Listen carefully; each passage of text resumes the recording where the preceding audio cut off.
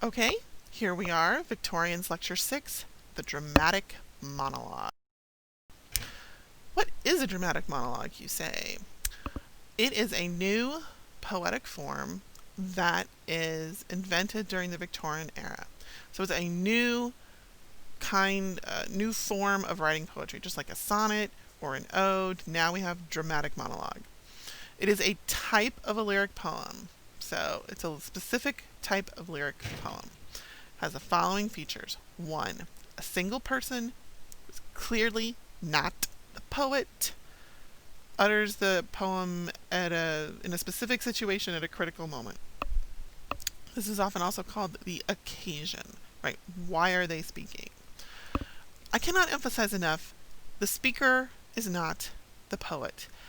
People are going to want to identify the speaker and the poet, or people are going to read some dramatic monologues and say something like, Robert Browning must be the craziest guy in the world. No, he's inventing fictional characters who are clearly crazy and creepy and weird. He himself is not that person. Okay, so first, single person. Second, this person will talk to, it could be more than one person, but usually it's one person.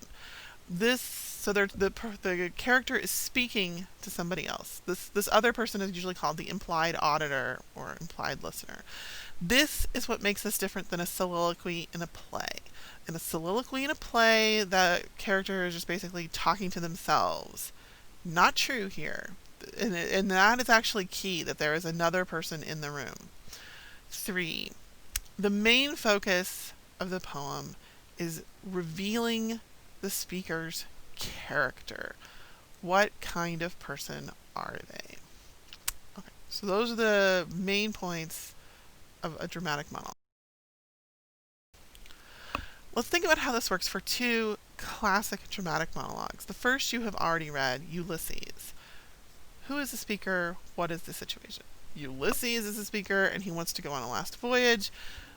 And then this is also the situation. He is speaking to his crew of mariners. Those are the implied auditors.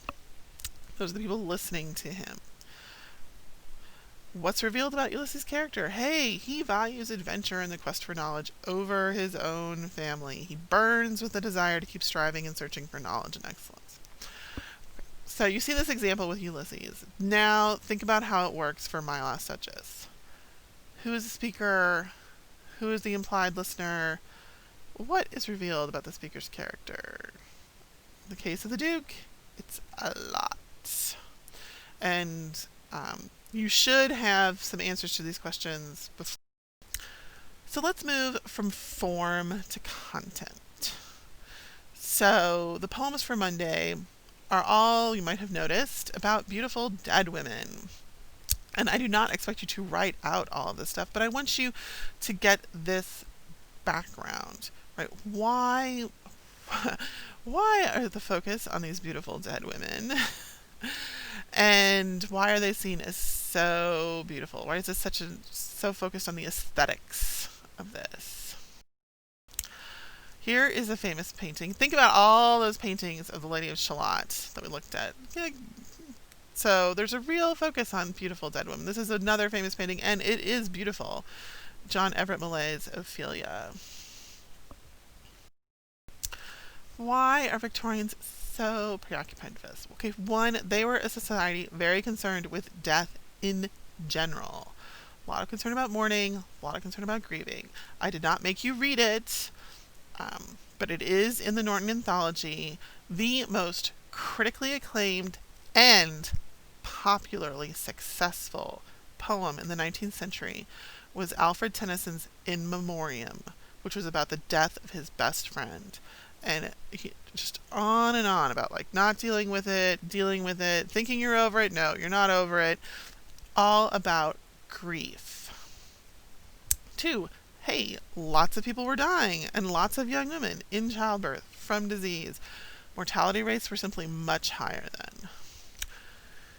3, and this goes back to some things that I mentioned in the earlier lectures. Female sexuality is not publicly acceptable in this society. So 2 things either need to happen. 1 is sexual women need to be punished, and often this means that they die. Or the dead female body can become a safe female body. It can be sexy without the danger of the woman acting on those feelings. So either we have women who were kind of publicly sexual in some way, who then are punished by dying, or we have a beautiful woman who, once she's dead, can be sexy. Like, it's safe for her to be sexy once she's dead because she can't fall. So a lot of this is tied up with the anxiety about fallen women. And you only have to think about a lot of 19th century textual works where a woman who has sex or is sexual in some way is punished, usually by dying. And 4, it allows the female body to become an object. We call this objectification. Because she's dead, she has no agency or will. And this also gets to this, like, what could be more disturbing than a woman who has different thoughts or feelings, sexual thoughts or feelings, oh my gosh, who might act on those sexual thoughts or feelings, who is, in other words, out of control, or not. Let me take that back. Not out of control, not under somebody else's control. Oh my gosh, so scary. Let's not deal with that. Let's objectify her instead. So these are some reasons why Victorians are so proud. I want you guys to just see all of this as a kind of feminist criticism of these poems. In other words, don't commit the intentional, what we call in literature, the intentional fallacy. Do not ever confuse with what the text does, which maybe present a dead woman as an object of beauty, with what the author intends to do.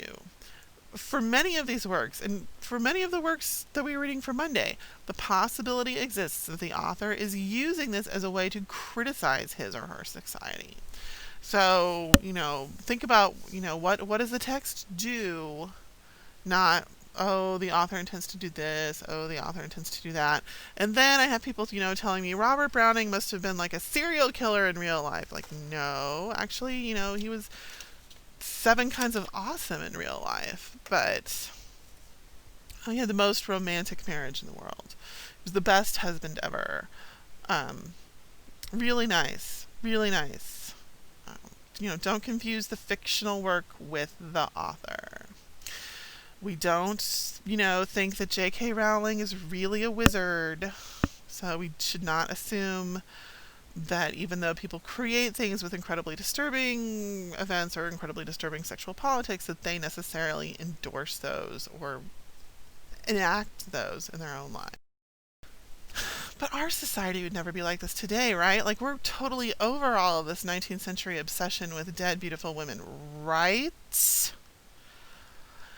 To the extent that public expressions of female sexuality are ever disturbing or unacceptable, society will always have this kind of obsession with the beautiful dead woman.